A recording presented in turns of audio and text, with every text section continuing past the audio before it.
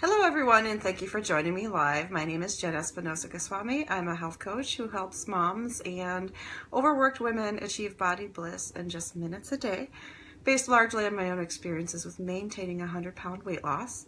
So thank you so much for joining me today. Let me know, comment on this video if the fan is bothering you. I like the breeze, but it might be kind of challenging for you to focus on what we're talking about today. But what are we talking about today? We're talking about belief. Do you believe in yourself?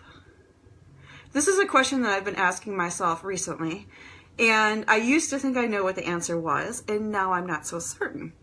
And I come across a lot of clients who, when I have that initial weight loss breakthrough session with them, I come to realize that based on the language they're using and some of the other ways they talk about their challenges, they don't believe in themselves either. And I could say that it's a sign of the times. I could say that it's something that women are especially victim to. I could say a lot of things about it, but instead I'm going to talk a little bit about my personal experiences with belief and how I help cultivate belief inside of my clients and what that looks like.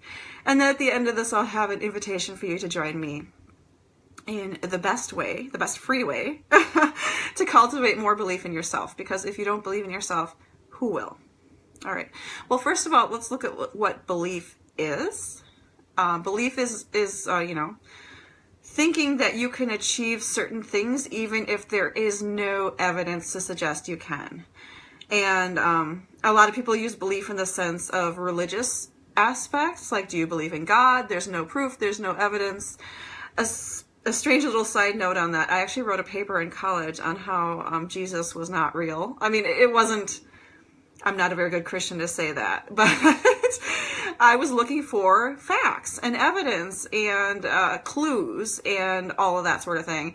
And I'm a big fact finder. I love to research. I love to get a preliminary amount of information about something before I'll dive right into it. And as a child, I questioned my belief in certain things for religious purposes. And no one had satisfactory answers for me. So I'm like, okay, I'm going to find my own information and I'm going to see what I can do about that, which led me to write that paper.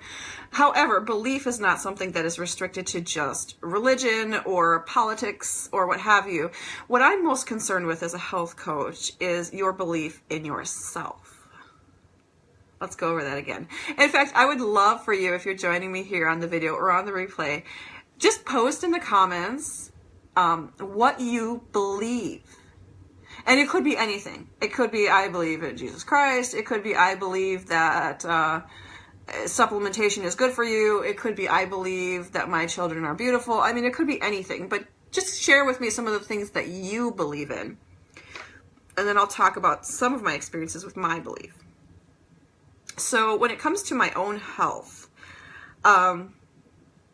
I didn't think about it much, so there was nothing to believe or disbelieve about myself. When I was growing up, I used to eat everything that I enjoyed eating.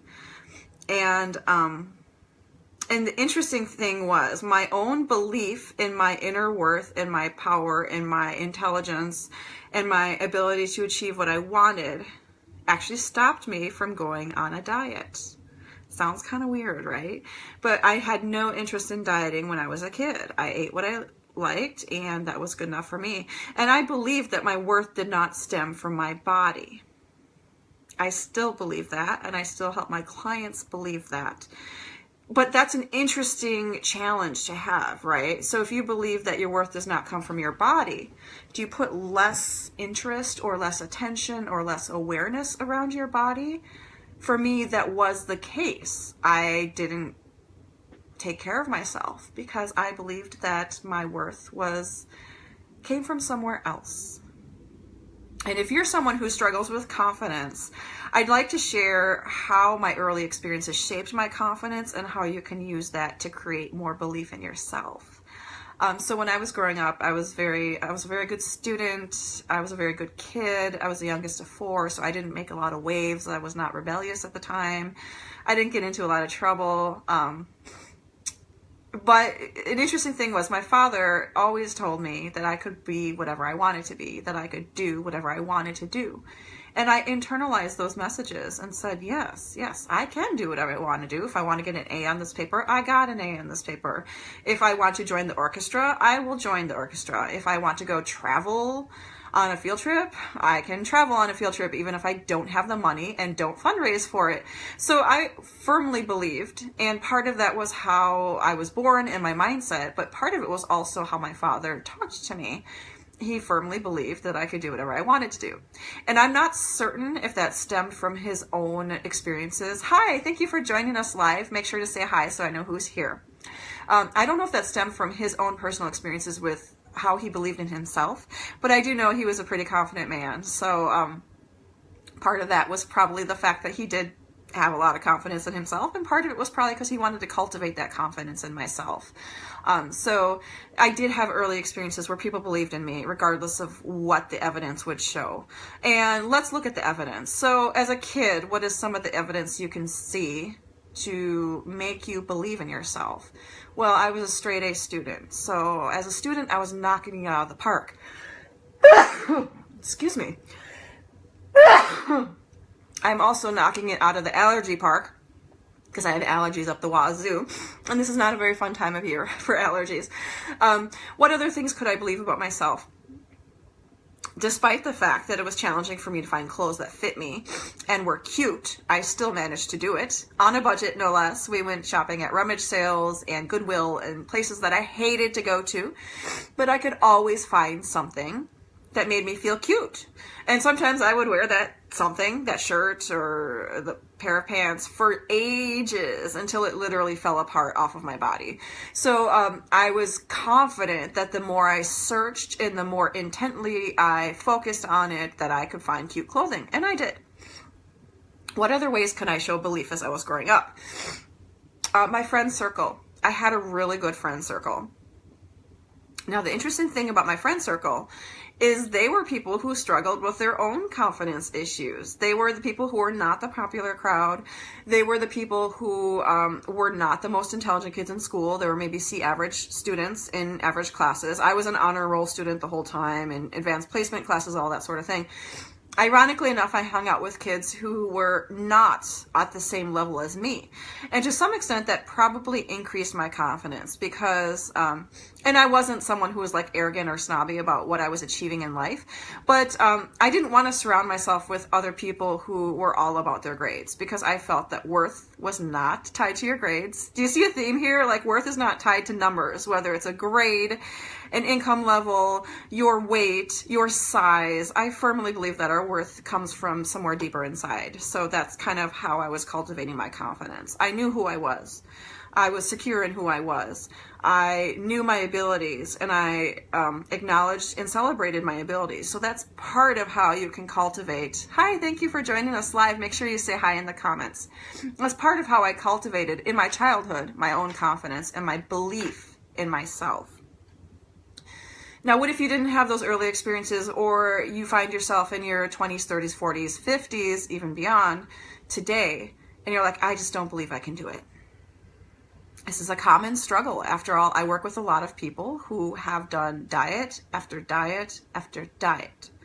And regardless of whether they were successful at losing weight, the majority of them have either regained the weight or stopped those habits that they cultivated during that time they were in the diet, or ran out of money, or life happened suddenly and they suddenly just had no interest in it anymore. We all go through ebbs and flows in our lives, in our different stages of life, and that's to be expected. What's not to be expected is that that would cause you to stop believing in yourself. I'm going to repeat that. Despite the ebbs and flows in our lives and the challenges we go through, you should not decrease your own belief in yourself. Never let that impact how you feel about yourself. And I can say this with my own challenges. So recently I've been seeking out some assistance with my mindset, not when it comes to health, but when it comes to building a successful business, because that's something that I am in the process of doing. And whenever you're in the process of doing something, you can't always see everything clearly. Sometimes you need to put a different focus on it or to look at it from another person's eyes. So I'm seeking out ways to believe, for one thing, specifically, that money is a good thing. I believe in myself. I believe that I can achieve everything I want to achieve. But the facts and the evidence that I've come to after these 3 years in business are showing me that my beliefs are not catching up to me. My beliefs are downgrading my experience. Do you feel like your beliefs are downgrading your experience? Comment on here if you're brave enough to do so. This is a supportive community. No one is going to get down on you. But often the biggest struggle I see is with my clients is not that they don't know how to eat healthy. We all know how to eat healthy. We just don't do it. Not that they don't know how to exercise or that exercise is important. We all know the benefits of exercise. You can read all day long about the benefits of exercise. But what they're feeling and what they're tuning into is their lack of belief in their own ability to transform themselves. And that hits me hard. That is something that makes me sad, honestly. Now, here's an interesting thing. I was exactly where you were when it comes to belief in myself. On a health level, because when I first set out to lose weight 16 years ago, I had no reason to believe in myself.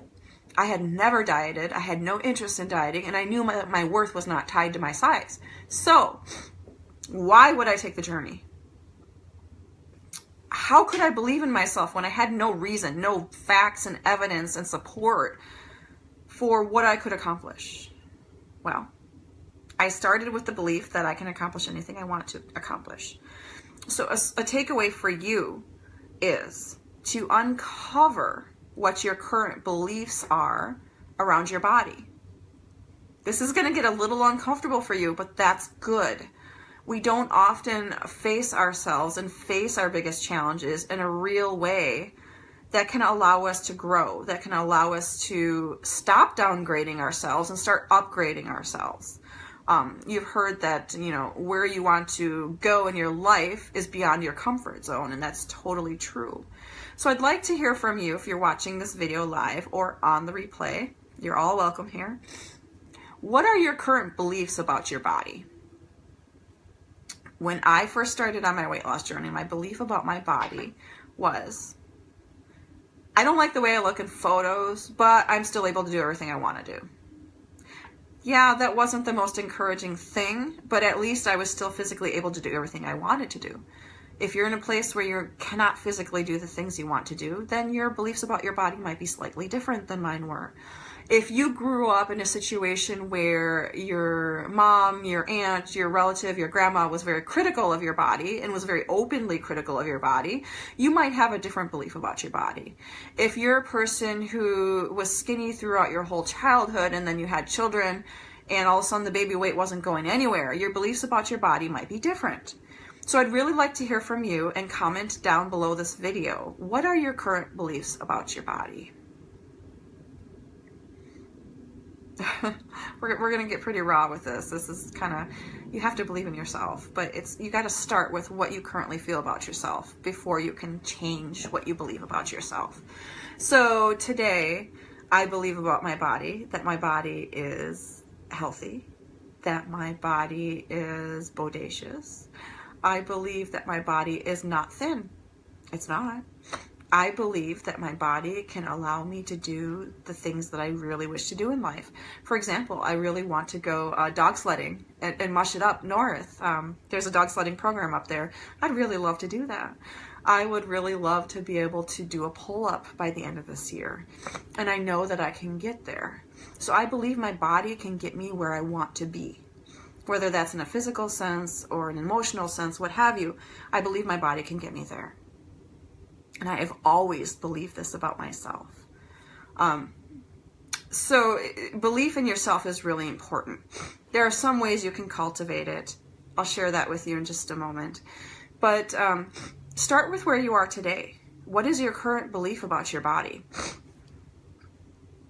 Because like I said, you can read all day long about strength and self-love and here's some affirmations and what have you.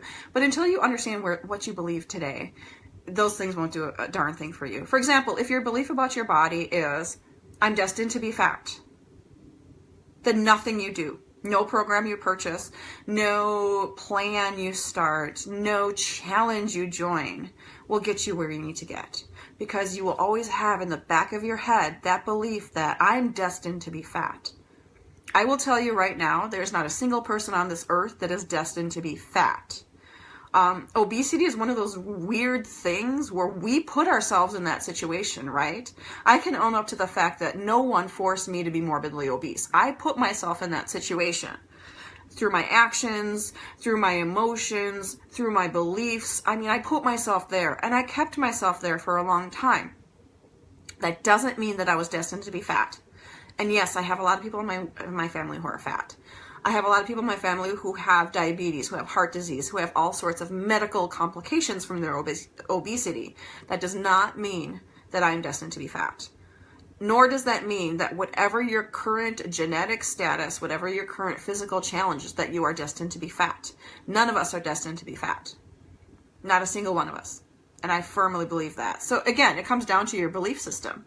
If this is what you're telling yourself every day, and it's at the back of your mind, you will sabotage yourself. You will downgrade your expectations. You will downgrade what you believe is possible for yourself.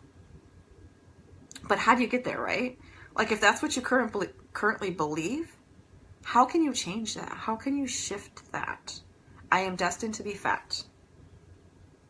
Here's one way you can shift that. You can say, I am doing the work to be blissful in my body. And I purposefully say blissful in your body because it's part of who I am. It's part of my programs and my offerings, but also because it's not about thin. It's not about a size. It's not about a number. It never was. It never was.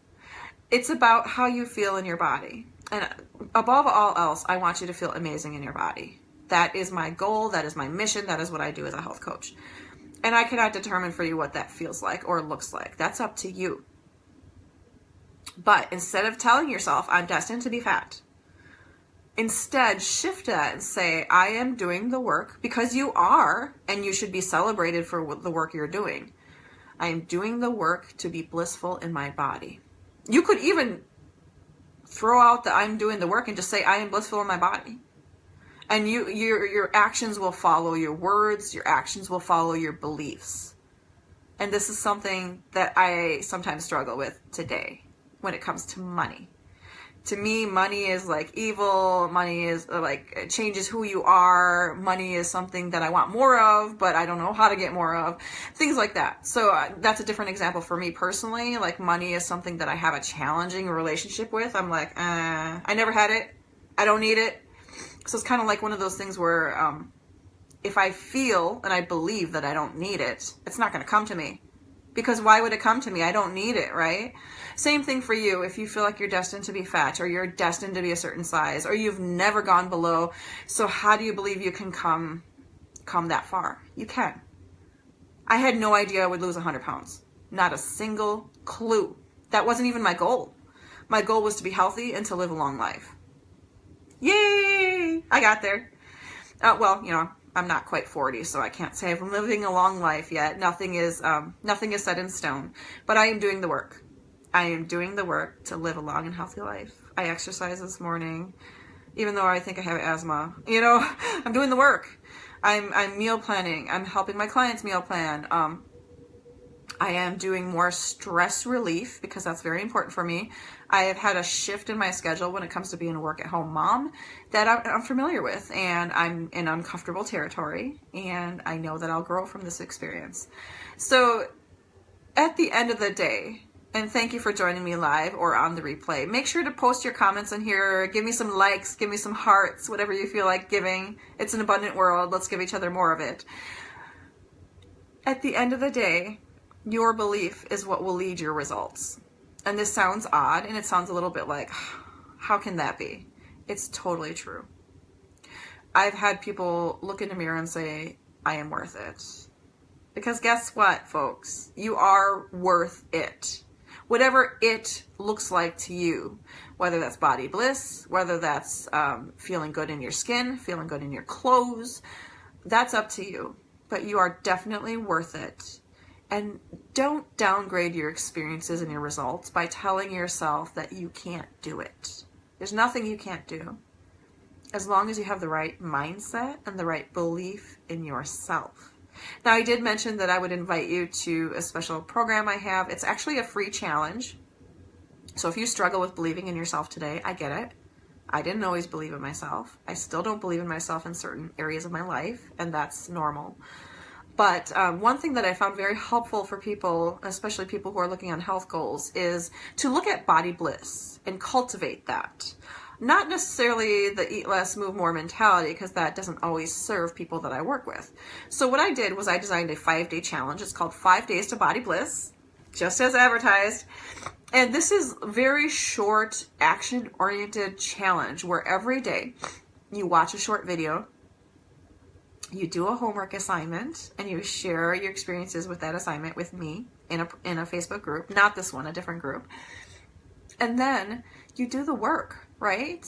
You get closer to body bliss. I'm not saying it's going to happen by the end of 5 days, but I am saying your belief about your body today on day 1 will shift slowly by the time you reach day 5. That's my goal for this free challenge, and that's my challenge to you.